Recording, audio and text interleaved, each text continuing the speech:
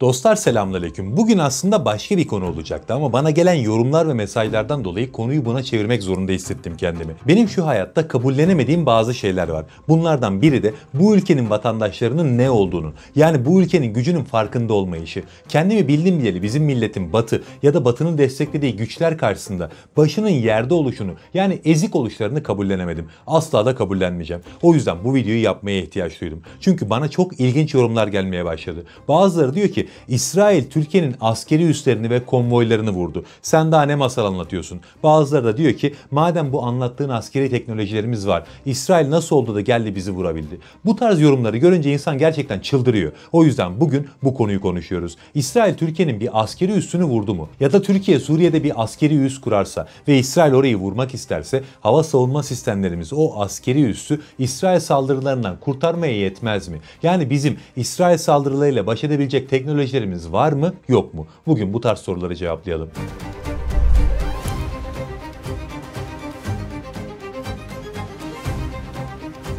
Öncelikle bu yorumların çıkış noktasından bahsedelim. Ne oldu da durup dururken insanlar bu tarz yorumlar yapmaya başladılar? Geçen gün kanalda konuşmuştuk. İsrail Suriye'de T-4 hava üssünü ve etrafını vurdu. O civardaki Hama askeri üssü de dahil olmak üzere bazı askeri üslere savaş uçaklarıyla saldırılar düzenlediler. Yani İsrail kendisine 250 kilometre uzakta bir yerde Suriye'ye ait bir askeri üssü vurdu. Askeri üsleri vurdu hatta. Yani bir başka şekilde söylersek meselenin buradaki kısmıyla Türkiye'nin uzaktan yakından hiçbir alakası yok. Peki o zaman neden mesele Türkiye üzerinden konuşuluyor? Yani bizim insanımız neden geldiler bizim üssümüzü vurdular filan gibi ilginç yorumlar yapıyorlar. Bu da elbette boşuna değil. Zaten geçen gün bunu bu kanalda da konuşmuştuk. Şu an İsrail'in vurduğu o hava üssünü Türkiye'nin alacağı konuşuluyor. Yani alacağı derken kastettiğim şey ne? Muhtemelen Suriye ile askeri işbirliği anlaşması yapacağız ve o askeri üslerin kullanımını bize verecekler. Böyle bir şey İsrail için bir tehdit mi derseniz doğrudan bir tehdit olmasa da elbette İsrail için bu bir kabus. Onlar da bunun farkındalar ve işte bu sebeple İsrail geçen gün oradaki askeri üsse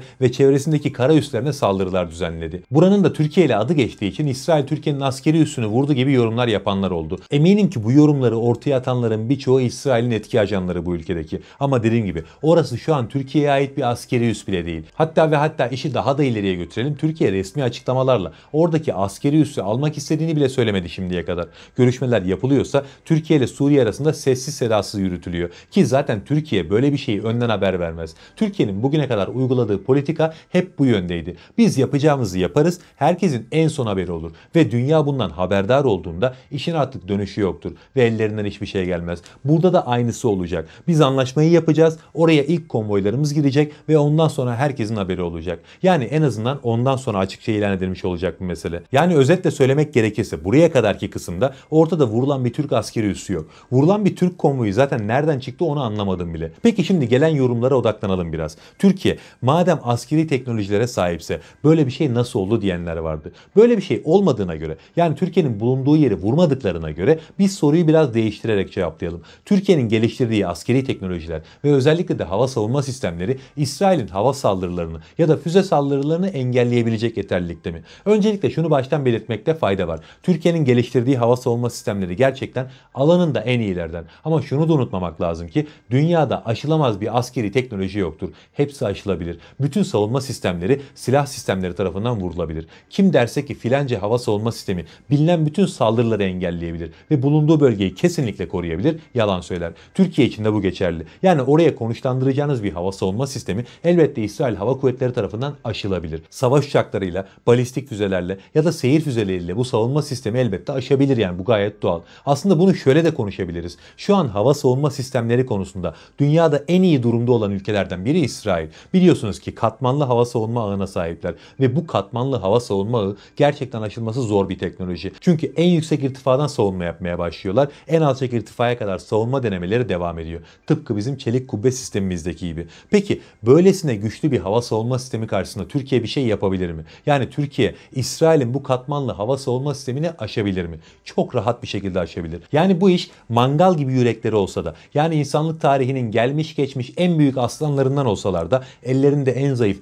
askeri teknolojileri barındıran, roketlerden başka hiçbir şeyleri olmayan insanlarla mücadele etmeye benzemez. Türkiye o hava savunma sistemlerini öyle bir hızda aşar ki bütün dünya şaşar kalır. İşte aynı şey İsrail için de geçerli. Evet, Türkiye katmanlı bir hava savunma ağı kuruyor ve bu ağ gerçekten güçlü hava savunma sistemlerine sahip. En alçak irtifadan HİSAR sistemlerine ve en yüksek irtifada siper sistemine kadar çok güçlü bir hava savunma altyapımız var şu anda. Hatta S-400'ü de oraya götürebiliriz. Ama İsrail'in elinde de çok çeşitli saldırı enstrümanları var. İşte bu yüzden İsrail bir şekilde bizim hava savunma sistemlerimizi zorlayabilir. Hamaset yapmaya gerek yok. İstesek de istemesek de ortadaki gerçek bu. Evet, bugün İsrail'in vurduğu Suriye'ye ait askeri üslerde bize ait bir askeri sistem yoktu. Ama olsaydı da gözlerini karartırlarsa, yani gerçekten vurabileceklerini düşünürlerse vurabilirlerdi. Ve bunu sadece askeri kapasite anlamında söylüyorum. Esas kısma henüz gelmedik. Şimdi o kısma geçelim. Peki İsrail orada Türkiye'ye ait bir askeri üs olsa burayı bugün olduğu gibi vurabilir miydi? Esas soru bu. Ve bu soruyu cevaplarken bizim düşünmemiz gereken şey elimizdeki savunma sistemleri değil aslında. İsrail o savunma sistemlerini elbette aşabilir. Ama buna cesaret edebilir mi? Esas soru bu. Ve bizim insanımız İsrail'in buna cesaret edebileceğini düşününce ben buna katlanamıyorum. Siz kendinizi bir Afrika ülkesinin vatandaşı falan zannediyorsunuz herhalde. Bugün Türkiye'ye karşı böyle bir saldırı yapacak cesaretleri olsa gerçekten duracaklarını mı zannediyorsunuz? Şu an eğer İsrail, Büyük İsrail hayali için koşar adım ilerlemiyorsa bunun tek sebebi Türkiye'nin bir noktadan sonra orada dur diyeceğini biliyor olmaları. Çünkü Türkiye gerçekten bir noktadan sonra orada dur der. Yani bize doğrudan müdahale etmelerinden bile bahsetmiyorum şu anda. Doğrudan bizimle bir çatışma ihtimalini zaten göze alamazlar. Eğer olur da biz Suriye'ye askeri üs kurarsak, olur da desem de bu arada aslında olacağını biliyorum. Türkiye oraya askeri üs kuracak ama gerçekleşmediği için olur da diyerek devam edelim. Biz o askeri üssü kurarsak İsrail'i oraya saldırı yapmaktan alıkoyacak olan şey ne Gökberk sistemi ne de siper hava savunma sistemi olacak. Biz oraya bir askeri üs kurarsak oraya hava savunma sistemleri taşımamıza bile gerek yok bence aslında. Çünkü Türk askerinin oradaki varlığı zaten orayı vurulamaz kılacak. İsrail böyle bir şeye cesaret edemez. Filistin'deki savunmasızları vurmaya benzemez bu iş. Eğer orayı vurursan yok olmayı da göze alman gerekiyor. İsrail bunun farkında. Türkiye'nin kudretinin farkında olmayan en kalabalık grup muhtemelen Türkiye Cumhuriyeti vatandaşları. Oyun zannediyor bizimkiler her şeyi. Geldiler, bizim askeri üssümüzü vurdular, konvoylarımızı vurdular, ses çıkaramadık diyebiliyorlar. Bakın bugünkü Türkiye'den bile bahsetmeyelim. Bundan 20 yıl önceki o hiçbir askeri teknolojisi olmayan Türkiye Cumhuriyeti'nden bahsedelim. Ona karşı bile İsrail böyle bir şeye cesaret edemezdi. Şimdi geldiğimiz noktada orta ölçekteki ya da İsrail gibi küçük ölçekteki hiçbir devletin baş edemeyeceği bir askeri güce dönüştük. Büyük ölçekteki devletlerin de saldırmaya cesaret edemeyeceği noktadayız. Bu şartlar altında zannediyor musunuz ki böyle bir riski göze alabilirler? Biz Suriye ile T-4 hava üssünün kullanımı için anlaşma yaptık ve ilk konvoyumuz oraya giriş yaptı dedikten sonra bu açıklama zaten o askeri üste konuşlandırabileceğimiz en güçlü hava savunma sistemi yerine geçecek. Ve bu sistem öyle bir sistem ki saldırılarla aşılamaz bile demiyorum. Saldırılamaz bir sistem. Arkasına ABD'yi alan, ABD'nin uçak gemisini Akdeniz'e taşıyan bir İsrail bile böyle bir şeye yeltenemez. Dünyada herhangi bir ülkenin vatandaşını çevirip İsrail Türkiye'nin Suriye'de konuşlandığı askeri üssü vurabilir mi deseniz doğrudan mümkün değil öyle bir şey diye cevap alırsınız. Sadece Türkiye'de maalesef ki çevirdiğiniz insanların en az %40'ı, %50'si zaten vurdu diyecek durumda. Ama artık biraz kendinize gelin. Ufku dar olan, öğrenilmiş çaresizlik yaşayan, ne olduğunun farkında olmayan milletler ezilmeye mahkumdur.